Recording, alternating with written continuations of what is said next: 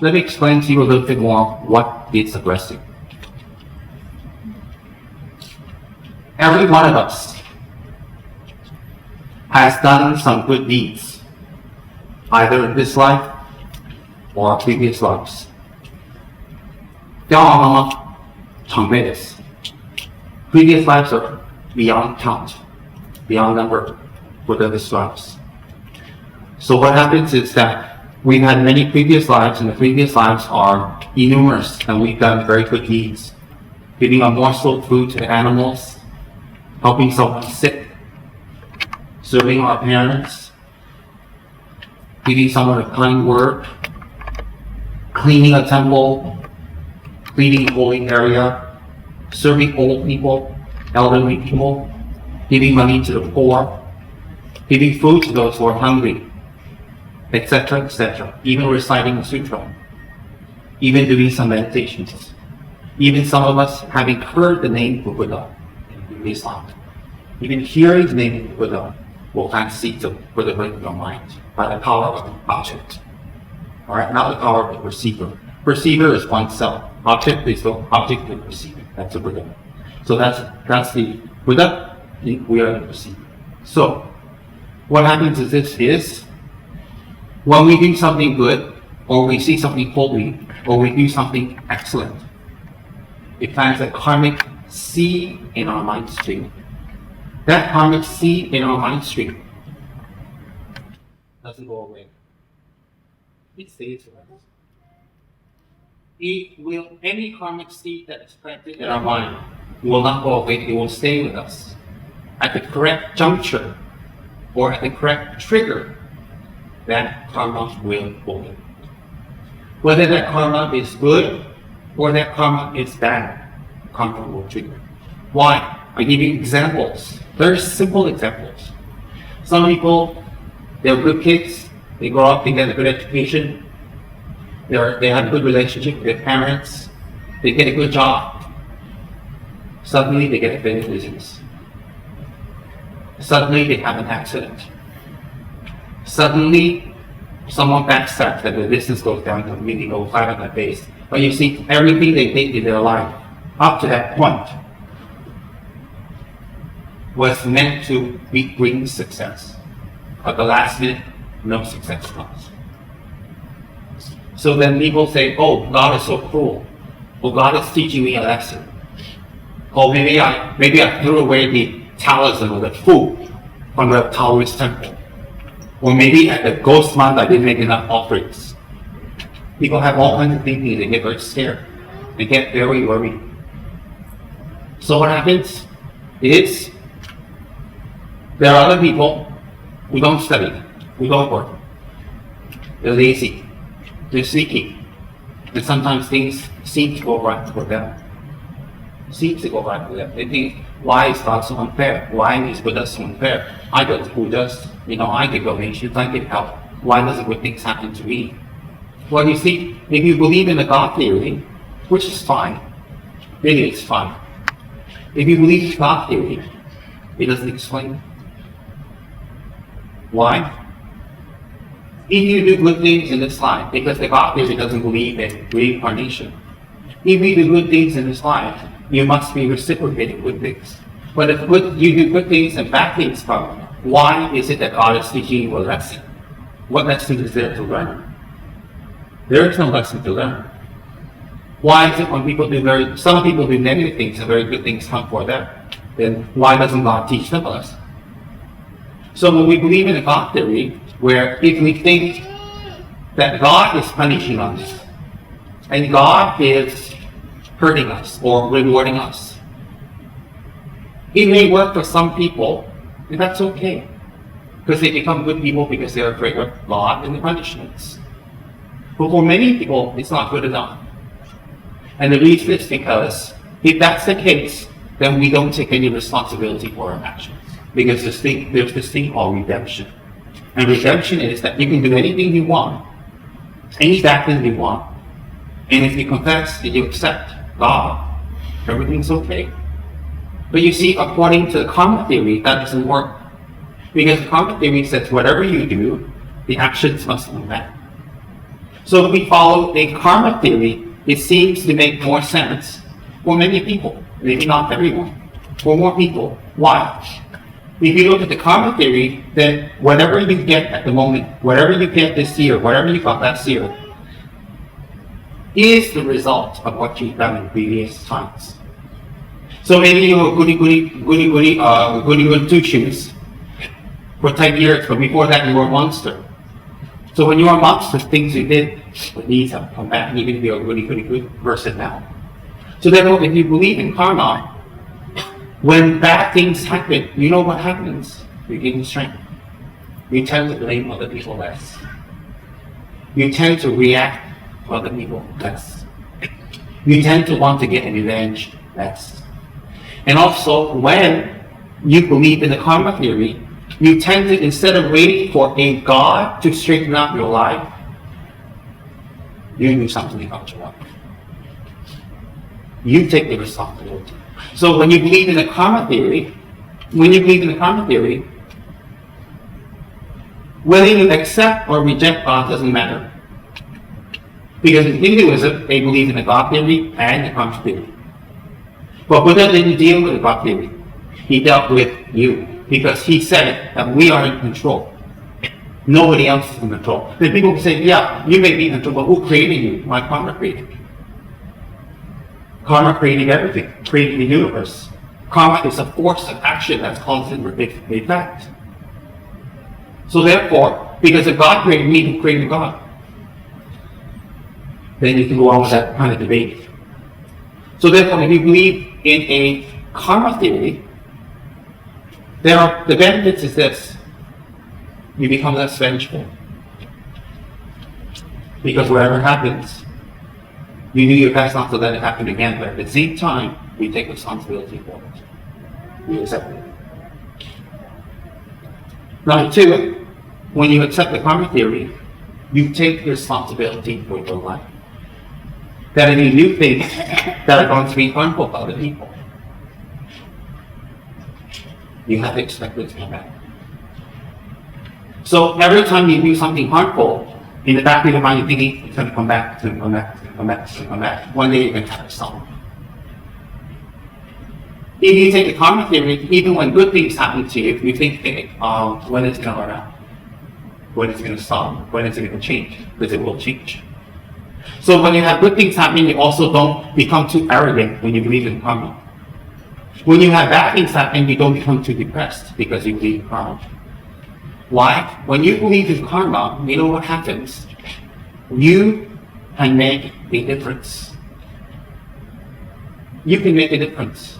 And I've always given this example of mine, which is my favorite, and I think it's the best. Which is if you have a snow-capped mountain, and the snow is melting, and the water and it turns into a river every summer. In winter, the river is very narrow, very small. But in the summer, the river is very torrential, very heavy, because the sun's extra hot, it melts the snow, the river becomes torrential. So there's a village at the bottom of the river. And the bottom of the river is a village. And that village, if they don't take precaution, they can be wiped away from the flood. So the village says, hey, you know what? We can't make the water go backwards. We can't make the water disappear or dry up, but we can make the water circumvent us, go around us. So they're very smart. Before the summer comes, during the spring, they start digging trenches, they start digging, pathways. So when the river comes, it breaks and it goes around the river and it goes down. And that's kind of like karma. Is you can't make karma go away. That's what Buddha says. You can't make it disappear, but you can manipulate karma with a good motivation. And that is before the karma comes, you do something to circumvent it. So therefore, if you're healthy, you're having a good job, you're having a good family life, and everything's easy, and you think, hey, I don't have to practice Dharma. Everything's okay, well. But you see, that's your wrong view telling you everything is okay. When everything's okay is exactly what you should practice in. You see, many Tibetan people, who are ordinary lay people, they're just like all of you. They practice Dharma more sincerely when things go wrong. They go see a Lama for divination, they go do puja, they offer candles, they offer incense, they go to the temple, they're very religious, they go vegetarian, just like Chinese. Just like everywhere else. To them people, the majority, are just like anybody else, Religion for them is a way of life. But Dharma needs to be practiced when things go wrong. But the good thing about Zen is when the things go wrong, they accept it as part of their karma, so they're less angry and less depressed. That's why the Dalai Lama is always asked, how come you can use everything and you're still alright? He says, it's my karma. I accept it. It's easier. Now, when things are going right for you, when you're relatively healthy, when you're relatively alright, and your money is relatively okay. I mean, I'm not going to ask you guys, is your money okay? Because nobody in this room is going to say my money's okay. I know people. Because if they have $10 billion, it's still not enough. If they have $10,000, it's not enough. It's always not enough. And so, you can pay your bills, you're alright, you can eat, you're alright, and everything's, relatively okay. That's when you should practice Dharma. You should never wait for something to go wrong. You should never wait for a death. You should never wait for something to happen. You should never make conditions on your Dharma practice. When my father dies, when my mother dies, then I'll be released and I can practice. Very wrong thinking. Do you know why that's wrong thinking? Because you didn't love your mother and father enough to practice while they're alive to dedicate to them. Once they're dead, the dedication is less. And the people say, I think I'll go study. I don't think I'll do Dharma work. I think I'll go study. Fine. But if your study takes away from Dharma, what happens if you die next year? Your study not going to help you out. Nothing. You see, you can't escape from your own karma. Therefore, when things are right, when your body is fit, when your mind is fit, when your body's pretty much healthy, and you live in a great country that's free to express what you want to express and practice what you want to express, like here, you should practice Dharma. You should never say, when my kids grow up, I'll practice Dharma. Or when I retire. Or when I'm older. Or after I make my million. And then I'll practice Dharma. You know what you should say? I'll do it together with my kids. I'll do it together with my work. I'll do it together with everything. That's very important. You know why? Never wait till it's too late. If you wait till it's too late, then it's too late. Nothing else would happen. What's a good reason to do Dharma? What's a good reason? On a very rudimentary level, on a very preliminary level. Think about all the people that have been kind to you in your life. For some of you, your mother and father. Some of you, your auntie and uncle. Some of you, a friend. Think of all the people that have been very kind to you. And you know what? If you don't do something back for them, you basically use them. So think of all the people that have been very kind to you. For these people, I'm going to do some Dharma. I'm going to attend pujas. I'm going to study. I'm going to be a committee member. One of the greatest ways to collect Dharma for lay people is to do Dharma work assigned. Example, if you've been assigned as a committee, it's a great honor. If you've been assigned as a liaison, you've been assigned as a volunteer, it's a great honor. Let me tell you why. If you take on the commitment of a committee, for example, a committee, if you take on the commitment and you swear in for 2 years and you do. Whereas if you just come in and out as and when you like, you do, there's a difference. Why is there a difference? If you swear in and do, the merits and the purification is greater than if you don't. If that is not the case, then there would be no monk vows. We just all don't kill, we all don't eat, we don't lie, we all don't steal. We're all monks what? If taking vows have no power, the Buddha would have never taught the monk vows. He would never taught the bodhisattva vows, the refuge vows. He would never taught the tantric vows. Vows is an open statement to yourself and to the holy beings. From today on, I will be a committee member for 2 years, and I will serve the community, I will serve others, and I will help others through my position, and I dedicate my merits for these 2 years for my mother, for my father, for my children, for my friends, for the people who have helped me, I swear. And then you do a beautiful prayer together, and you swear in. After you swear in, you do your work well, with a happy face, smiling, nice, whatever your duty is. At the end of 2 years, you swear out.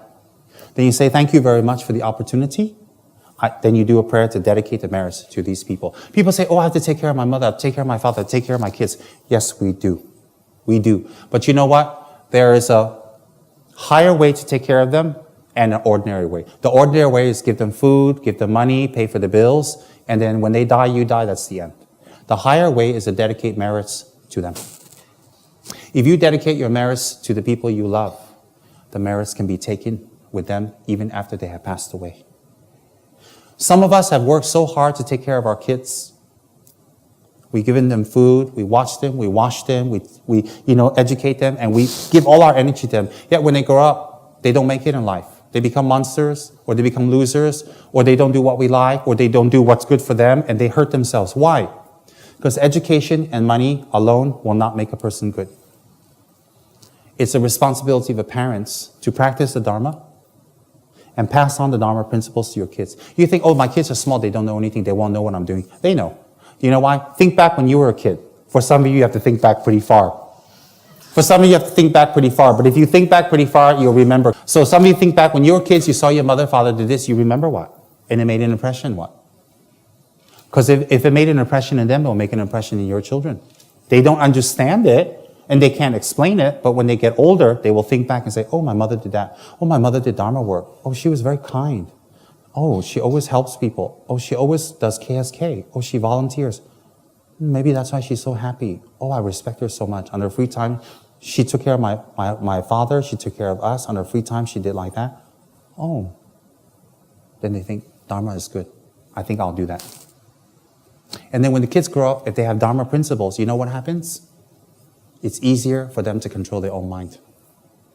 Money can't control their mind. Education can control their mind. Good house and good living can control their mind. And if you didn't do that when they were younger, you better do that now, even when you're older, because you can still dedicate your merits to them. If you're at home lazy, being a nice tai-tai, whether you're a boy tai-tai, girl tai-tai, you lay there on the chaste lounge, watch TV, eat nice little tidbits, and chant mantra, Om Mani Padme Hum, oh, I'm tired. And you just sit back at home all day, relax, put on TV, read magazines, and you're getting more fatter than me, and you just relax. I have an excuse not to be fat. I'm a Rinpoche. I can't run around here and there. I got to stay in my room, meditate. What's your excuse?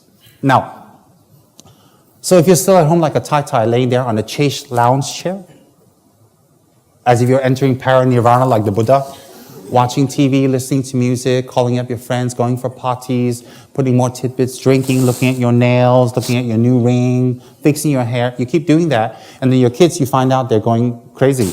They're going bananas. They're going wild. Their life is going down. You can do something about it. How much you want to do, if you advise them it didn't work, it's not going to work. Why? No offense, what you have advised them didn't impress them. So if you do Dharma work and dedicate to them and you change yourself, there's a chance they might change. Parents always ask, how do I help my kids? That's the truth. And so what happens is on a practical level, they see a good example. On a spiritual level, you collect merits for them.